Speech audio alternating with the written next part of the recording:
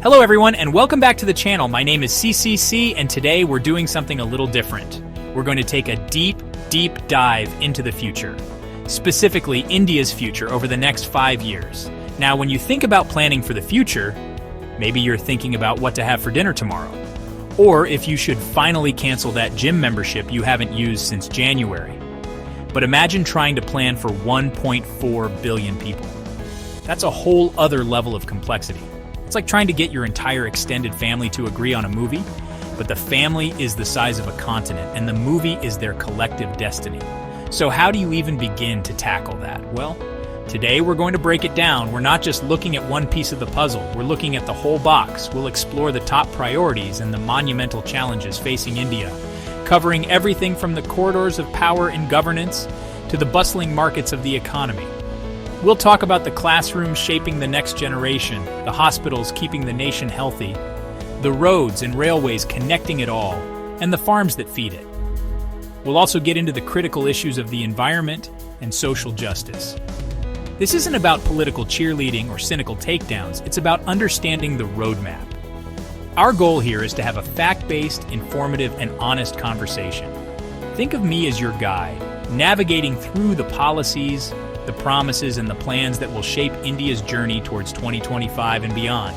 We'll ask the tough questions, look at the data, and try to understand the how behind the what. So grab your chai, get comfortable, and let's unpack what the next 5 years could hold for one of the world's most dynamic nations. It's going to be a fascinating ride. All right, let's start at the very top: governance. It's the operating system of a country. If it's buggy, everything crashes. So the first big question is, what are the top 5 priorities for the next 5 years? It's like asking a new parent their priorities. They'll say sleep, but also keeping the tiny human alive, not burning the house down, and maybe, just maybe, showering. For a government, it's about juggling economic growth, national security, social welfare, infrastructure, and global standing. But how do you measure success? It can't just be a feeling. We need to see clear metrics. Is GDP growing? Is unemployment falling? Are key projects finishing on time? Success needs to be more than just a good headline. It needs to be felt in people's daily lives. And then there's the big one, the elephant in every room in every government building in the world: corruption and transparency. It's like a termite infestation. It eats away at the foundations of trust. So how do you fight it? We're told technology is the answer. Digital payments, online portals, making everything traceable. The goal is to make it harder for someone to ask for a special fee to get your file moved from the bottom of the pile to the top. But alongside that, there's the bureaucracy itself. We've all heard stories of red tape. It's not just a saying, it's a soul-crushing reality for many trying to start a business or get a permit. Reforming the system for faster policy implementation isn't just about efficiency. It's about unlocking the country's potential. Now let's talk about the economy. It's the engine that powers the entire nation. And the biggest question on everyone's mind is jobs, jobs, jobs. Especially for the youth. India has this incredible demographic dividend, more young people than almost anywhere on Earth. But a dividend is only valuable if you can cash it in. If not, it becomes a demographic challenge. So, what's the plan to create millions of jobs, not just in the big cities, but in rural areas too? We hear a lot about boosting manufacturing with initiatives like Make in India and supporting startups. The idea is to turn job seekers into job creators. It's a great slogan, but the real test is seeing it translate into paychecks. And while we're on the topic of money, let's talk about the small guys, the MSMEs, the small businesses. These aren't just businesses, they are the lifeblood of the Indian economy, employing millions. They're the corner kirana store, the small workshop, the local restaurant. Many of these businesses were hit hard by recent economic shocks. Supporting them isn't just about loans, it's about creating a stable environment where they can thrive. This brings us to inflation. It's the silent thief that empties your wallet. What good is a salary hike if the price of dal, onions, and cooking gas goes up even faster? So, the policies to control inflation and ensure stable prices for essentials are not just economic strategy. They are fundamental to the daily survival of hundreds of millions of people. If the economy is the engine, then education is the fuel. You can have the best engine in the world, but with bad fuel, you're not going anywhere. So what's happening in India's education system? There's a lot of talk about major reforms like the new education policy aimed at aligning with global standards. This means moving away from rote memorization, where you learn just to pass the exam and then forget everything the next day. The goal is to foster critical thinking, creativity, and real-world problem solving. It's about teaching kids how to think, not just what to think.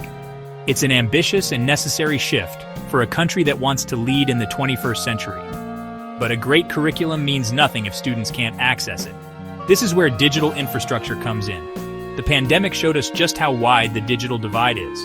While some students had online classes on their iPads, others were struggling to get a signal on a shared family phone. So, improving digital access in schools and colleges, especially in remote areas, isn't a luxury. It's a matter of equity. Beyond the classroom, there's a huge push for skill development and entrepreneurship. The idea is to equip students with practical skills, coding, digital marketing, carpentry, you name it, so they are ready for the job market, or better yet, ready to create their own jobs. It's about building a generation of innovators. A nation's health is its greatest wealth. You can have the world's fastest growing economy, but if your people are sick, what's the point? This brings us to healthcare, and the first challenge is infrastructure, particularly in rural India. In many cities, you can find a world-class hospital, but travel a few hundred kilometers into the countryside, and the story can be very different. The plan we hear about is strengthening public health care from the ground up, building more primary health centers, equipping district hospitals, and making sure that quality care isn't a privilege of geography. It's about making sure that where you live doesn't determine if you live. Of course, a hospital is just a building without people, and that's the next hurdle, the shortage of doctors, nurses, and medical staff. It's a massive challenge. You can't just build a medical college overnight. It takes years to train a doctor. So what's being done?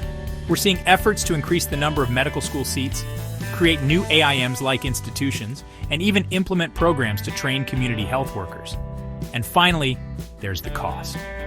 For many families, a single major illness can be financially catastrophic, so initiatives to reduce the cost of essential medicines, cap prices on treatments and medical devices, and expand health insurance coverage like Ayushman Bharat are absolutely critical.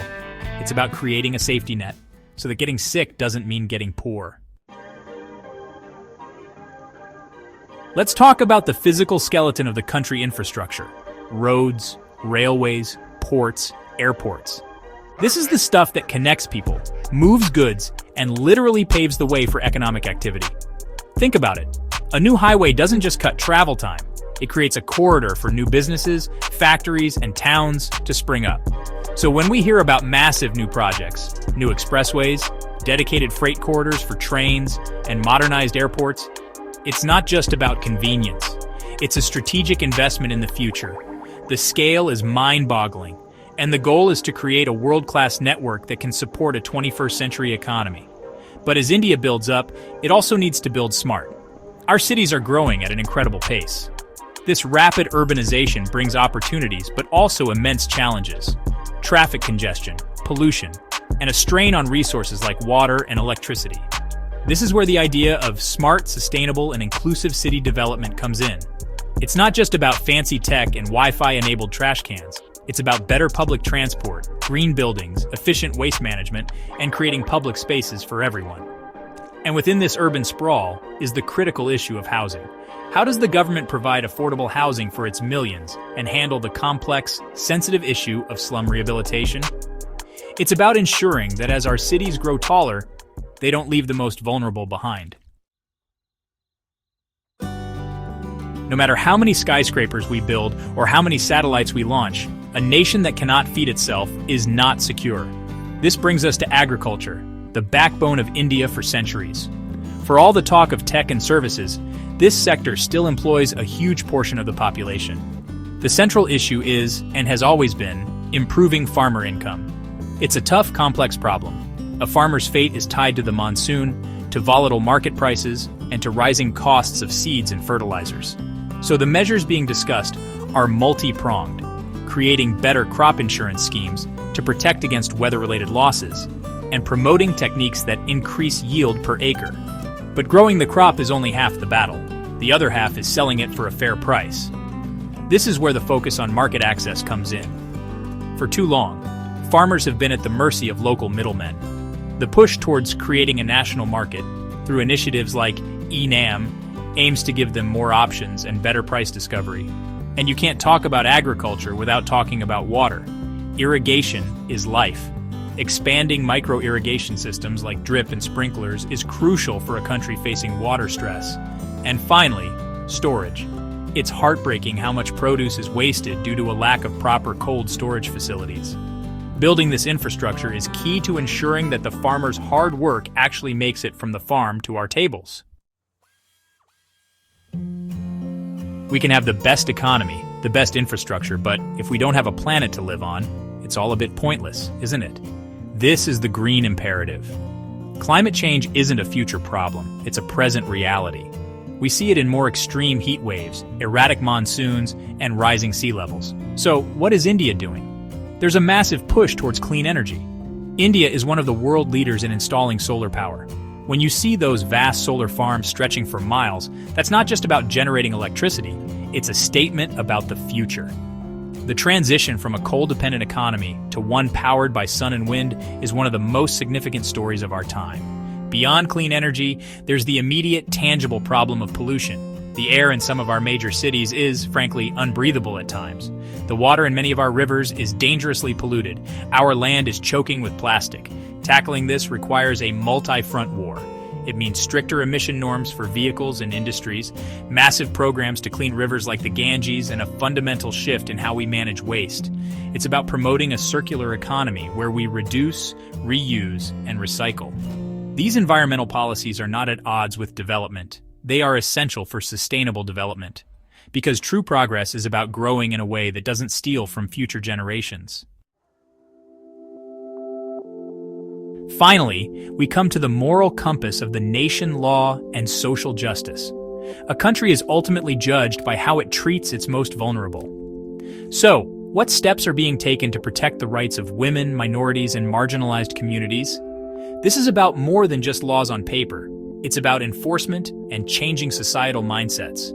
For women's safety, this means everything from better policing and faster courts for gender-based violence cases to promoting female education and economic empowerment, which gives women more agency over their own lives. It's a long, uphill battle, but a non-negotiable one. This principle of justice extends to all minority and marginalized groups. It's about ensuring that the promises of the Constitution, equality, liberty, and fraternity, are a lived reality for every single citizen, regardless of their caste, creed, or background.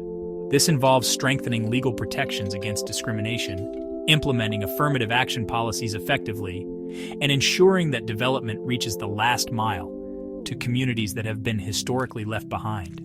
It's about building a society where diversity isn't just tolerated but celebrated as a strength. A truly developed nation isn't just economically rich, it's rich in empathy, justice, and inclusivity. That's the ultimate measure of success. So there you have it. Governance, economy, education, healthcare, infrastructure, agriculture, environment, and social justice. These aren't just 8 separate topics. They are the interconnected pillars upon which India's future will be built. Progress in one area fuels progress in another. Better education leads to a stronger economy. Better infrastructure supports both agriculture and industry. And a foundation of social justice and good governance ensures that the benefits of this growth are shared by all. The path to 2025 is complex, filled with immense challenges, but also incredible opportunities. The next 5 years will be crucial in determining the trajectory for decades to come. But this conversation doesn't end here. We've talked about the government's plans and priorities, but what about yours? What do you think is the single most important issue that needs to be addressed? What does success look like from your perspective? I would genuinely love to hear your thoughts. The beauty of a democracy at its best is that it's a conversation. So please head down to the comments section and share your priorities. Let's get a real discussion going, learn from each other's perspectives, and continue this important dialogue. Thank you so much for joining me on this deep dive today. I know it was a lot to take in, but these are the conversations we need to be having. If you found this discussion valuable and want to see more in-depth analyses like this, please consider hitting that subscribe button and turning on notifications. It really helps the channel, and it ensures you won't miss our future videos. Until next time, stay curious, stay engaged, and take care.